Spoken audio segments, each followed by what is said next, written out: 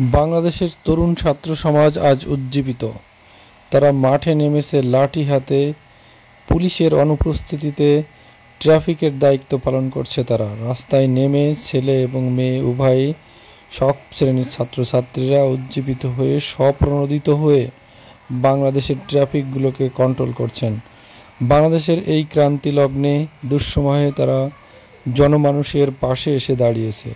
তারা জনগণের বন্ধুর মতো হয়ে মানুষের নিত্যদিনের সমস্যা সমাধানের চেষ্টা করছে। বাংলাদেশ এই তরুণ ছাত্র সমাজদের আরও একবার মনে রাখবে।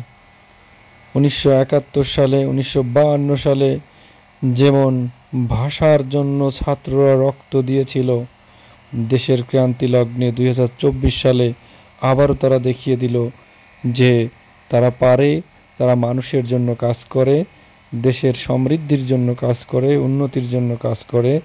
আমরা তাদের দীর্ঘায়ু এবং সুস্বাস্থ্য কামনা করি। তাদের এই অবদান জাতি চিরদিন মনে রাখবে। সবাইকে ধন্যবাদ।